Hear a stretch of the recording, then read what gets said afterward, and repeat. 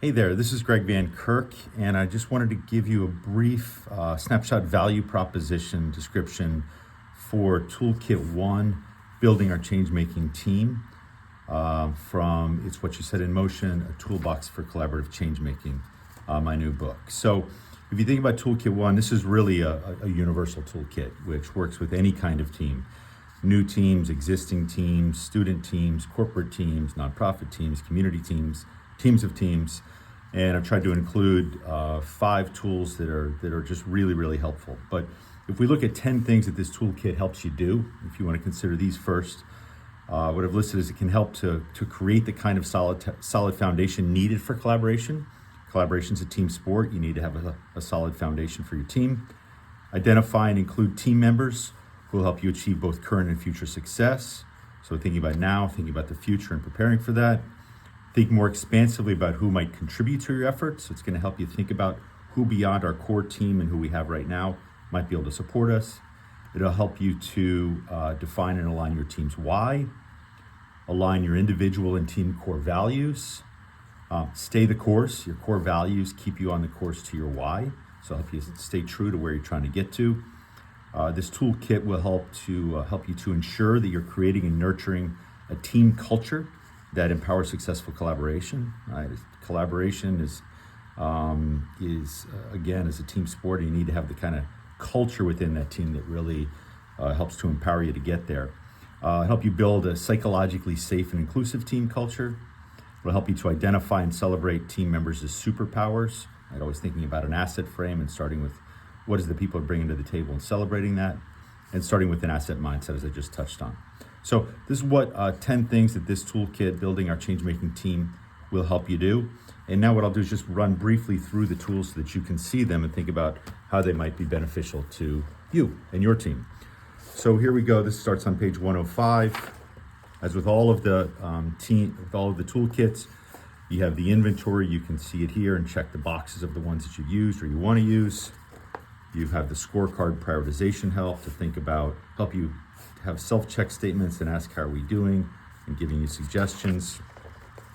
Collaborative change-making voices to get you in the spirit of building your change-making team. So voices from all around the world and all different fields. And then the tools themselves. So we have the Our Team tool. This helps you to define your core team, your extended team. These are people outside of the key team that you have that can support you. And then our network team, right? People more removed, but that can be supportive and who maybe in the future become part of your extended team or your core team, right? So the network team really helps you think about leveraging other relationships and thinking about the future. You have the Our Why tool. Okay, this is where you have getting to why prompts personally and in my community.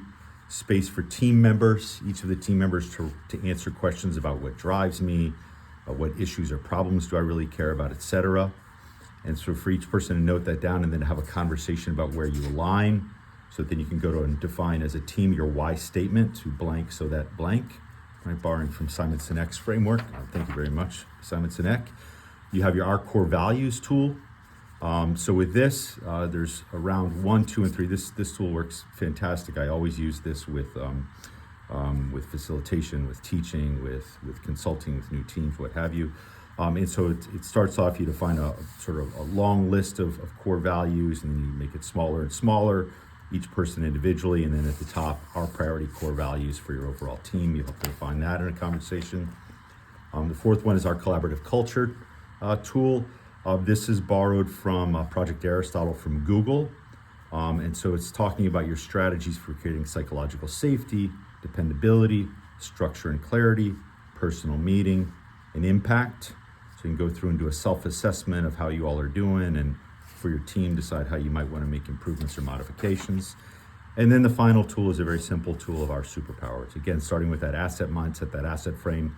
You can either use this up front as you're just getting started, and people can put their names and self-identify their superpowers, add your own, or you can have people identify the superpowers of others on your team to be able to celebrate some of the amazing things that they bring to the team that are contributive to the overall success. So you've got those 5 tools, which I think are really essential and fundamental.